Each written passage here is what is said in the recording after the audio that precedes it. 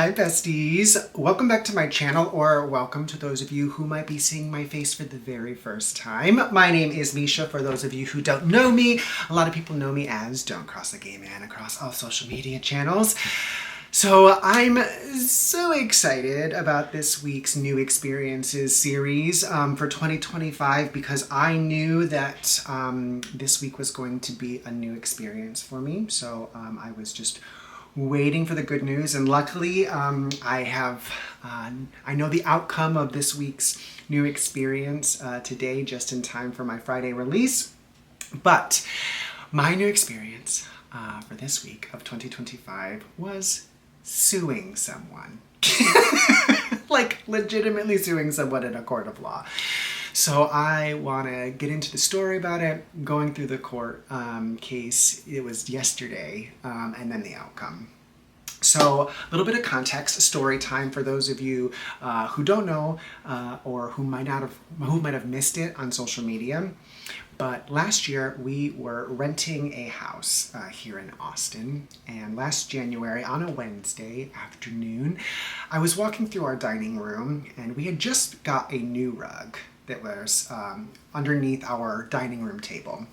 And when I walked across it, my socks got wet, and I was like, that's so strange because nobody's been in here, there was no spill, but I just dried it up and went about my business. And a couple of hours later, I walked by again, and the same thing happened, like a squishy, wet noise. My socks were wet. So we have a really nice, expensive dining room table. So we immediately moved it and picked up the rug, and the entire floor of our entire dining room had water seeping up through the floorboards. Oh my God. So we obviously panic a little bit, and we immediately reported this to our property management company. And water is a pretty serious thing. So they got someone out there the next day, one of their own people. And he spent like 8 hours in our house. He was cutting holes in the wall, trying to find where this water was coming from. And he was baffled. He had no idea. So he said, I'll have to send my boss out tomorrow. So once again, one of the property management's guys, he comes out the next day, spends some hours, rips more holes into the wall, can't figure anything out. This is a Friday. So it's getting towards the end of the day, and he says, all right, let me run to the store real quick. And he comes back with industrial-sized fans and a dehumidifier. And then we have a shop vac, and he said, if you can run the shop vac and suck up some of the water coming out of the floor, and run the rest of this over the weekend, and we'll get back to you on Monday. So they left us there for an entire weekend, and the problem got much worse. It spread into the hallway, into the kitchen, into the laundry room. Water was pooling everywhere. A freeze just happened in Texas, so it was muddy outside. Mud was tracking. It was so loud in our house because of the fans and the dehumidifier going at all times. Big problem. The carpets in 2 adjacent rooms started getting wet. So it was finally Monday. It was a long weekend, bitch. It was a long weekend. So Monday comes, and I'm expecting a phone call right at 9 a.m., and that does not happen. I don't get a phone call at 9, at noon, at 2. So it's approaching end of day.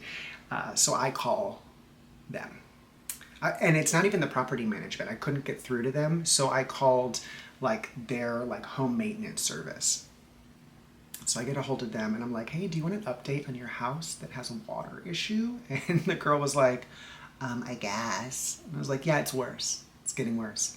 And she goes, oh, okay, I have it here in my notes that it wasn't that big of a deal. I'm like, well, there's 7 holes in our wall and water everywhere. So she goes, okay, well, I'll have someone call you tomorrow. So now Tuesday, the 9 a.m. rolls around, 10 a.m. rolls around. I'm not waiting all day again. So I try to call the property management, can't get through to anybody. Can't get through to anybody at the maintenance ones either. So I end up calling an emergency number that has nothing to do with what I need, but they answer. So I'm like, can you please patch me through to somebody? And they couldn't either. So I told them how upset I was and that this was a serious problem, and to please relay the message that this was an emergency. So Nobody calls me back, but we do get an appointment on our, like a text message and in our renter portal that like a plumber was scheduled to come out that day. So, okay, great. It's just been an entire week, but at least we're finally here. So the entire day goes by. No plumber ever shows up. So we go back into the renter portal and I'm just like, hey guys, I know that you scheduled a plumber and I'm just letting you know they were a no-show.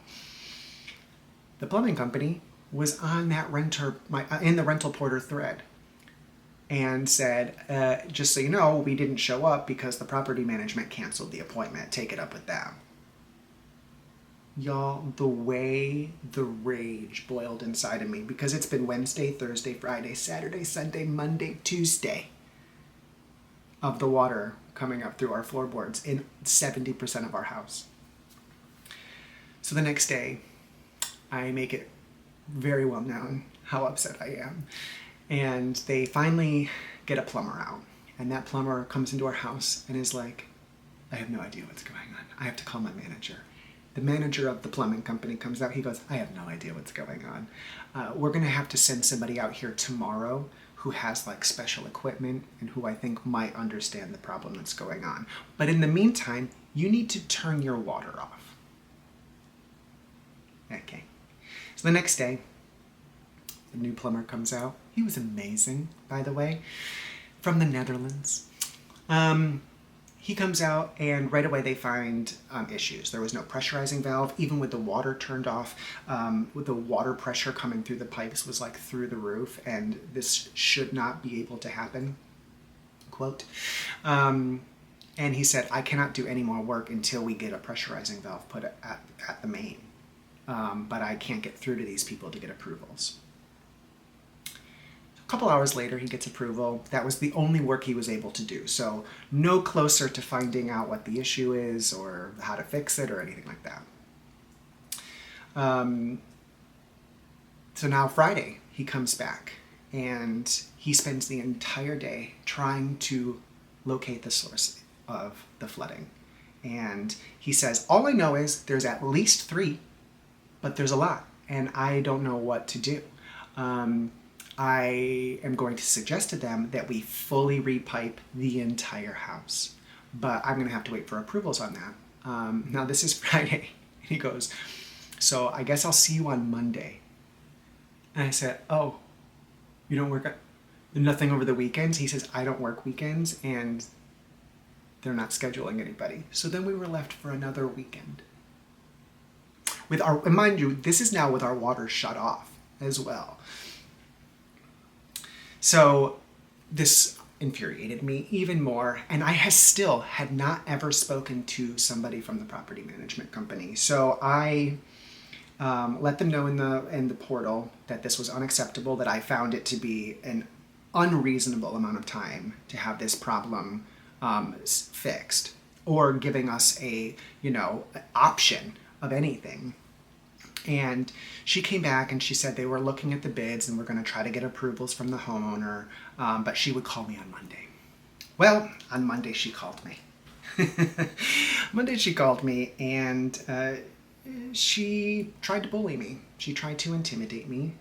And because I had suggested, we were only about less than 3 months away from our lease being up. And so I suggested that we mutually agree that we pack up and leave when we could, so that they could get in the house and just really take care of this problem thoroughly.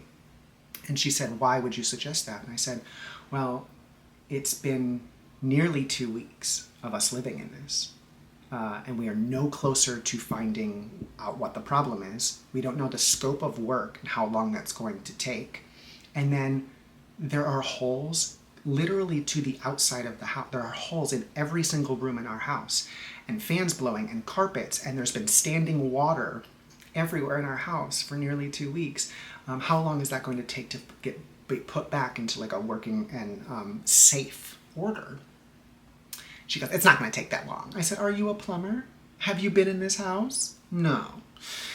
And then she goes, well, you can leave the house, but if you do that, it's not because of the water, it's because you feel like it, and you will be responsible for the remainder of the rent immediately. Oh, I said, well, I feel as though you broke the lease because we agreed to pay you rent for a livable dwelling, which this currently is not. And we did not agree to live in a construction zone. And she goes, it's not a construction zone. I said, do you want to come live here? Shut her up real quick. So I said, and now this is the reason why I'm sharing this, was because of this moment right here. I said, I don't know what kind of property management you are or who the landlord is and what kind of tenants you are used to dealing with. But I feel, it seems as though you are very used to intimidating and using bullish tactics to get your way and to get people to comply when it's not in their best interest, but you with the wrong one. I am not that person. I do have the means, and I have nothing but time to stand up for myself and stand up against you. So I will be calling the Austin City of Code department and contacting a lawyer to see if they agree with me. Good luck. And I hung up the phone. And I wasn't bluffing. I called Austin City Code Enforcement and scheduled them to come out and check out the house. And we started making moves. We started making all of our plans to vacate the house. It smells like mildew. They also found out our water heater was on the brink of exploding, so they needed to replace it. And there was an odor of gas. Oh, they also found mold in the awning over the front of the house. So we got out of there. Austin City Code showed up. I let them into the house, and he was appalled at the amount of water, the amount of debris, the fact that we had no running, we had to turn our water off, and that we now had no hot water because there was no water heater to speak of. So he immediately gave 3 violations to the house, and to me, the most important one was that the residence was unfit for human occupancy. And we left. And this cost an extraordinary amount of money. It cost us $14,000 to move last minute. We had to put all of our belongings, our entire life, in storage because we were leaving on the 31st of the month and needed to be somewhere on the 1st of the month. We had to be out. And so we had to get a moving company to come in and move our stuff last minute. We had to get junk companies to come throw some of our belongings away that we wouldn't have normally thrown away. We had to get an Airbnb for a month, and that was really expensive because my husband and I, we both work from home and we have pets. So we needed a large home that we could both have a space to work and would allow the 2 dogs. Then we had to have the moving company move us back. We had to have hotel stays. It was so much. So once we got settled into our new home, we immediately filed the lawsuit. We wanted to be on the offense, not the defense, because they were still threatening us. They were threatening us, saying that they were going to come after us for the rest of the rent money. And then they also borderline harassed us for a few months because they still had vendors going in and out of the house, and I would get calls about that because so there was a lockbox on the front of the door. We didn't have a code to it. We didn't have a key. We had no way to access this house. But the different vendors would call us to be let into the house, and when I'd say we don't live there, they'd be like, "Oh, they specifically told me to call you." So crazy. And then we followed the code violations very closely, and those code violations were open for 4 months. So yeah, but we filed the lawsuit in March of last year. And I don't know if this is true everywhere, but here in Austin at least, it goes into a lottery system. So our number was just called. So a year later, that brings us to yesterday, we went into court. We had everything documented. We had pictures, videos, we had all our receipts, we had screenshots of all of our correspondence in that rental portal chat that we had. We had the code violations, we had screenshots of when it was closed out. I mean, we had everything. My husband is type A, okay? And so yesterday we went to court. We had a surprise judge. It wasn't the judge who they said that we were going to have. But he let me get it all out, almost how I've told it to you. He let me get it all out. And afterward, he let the homeowner, the defendant, speak, and He didn't say much. He just said, I spent a lot of money on remodeling this house, and I eventually fixed it. That's it. But he did kind of like omit things, and he presented things very vaguely, saying like, I called the code enforcement and let them know the next day that the water was turned back on. We said, okay, but there were 3 violations and they were open for 4 months. So that's, that's misleading. And I don't know, it felt very good. We felt like we did a good job. The judge specifically said that we were very professional and that it was a great presentation, and thanked us for that. So we felt good, but he didn't rule right then and there. He said, I have to look into some of this, look at the evidence, look at laws and the contract, the lease and stuff. So we waited, and nothing came yesterday. And then earlier today, my husband sends me a screenshot, and we won. We won. We did not get everything we asked for. We're getting roughly $8,000. But it wasn't just about the money. It's, from everything we heard, it's really hard to win these things against landlords in the state of Texas. But we really felt like we were in the right the whole time. We felt like we were making the right decisions for our family. We felt like we were very poorly mistreated, that it was negligent behavior. There was no empathy or care for the situation that we were going through. And I meant what I said to that woman on the phone, that, I've used my platform to tell people to stand up for themselves and to stand up against bullies. And that's the kind of person that I am. And that's because that's all true. And I really believe that. It's part of my ethos. And I wasn't going to allow them to bully me, especially because these people and the system so often allow it. And so if I can be someone that might teach this man a lesson, this is not how you treat people. And in the future, if you don't want to have judgments against you from code enforcement and, the legal system, then maybe just do things the right way and care about people, not just your pocketbook. And so I hope it's a source of inspiration that to anybody who God forbid you go through a similar situation, that you really research what your rights are.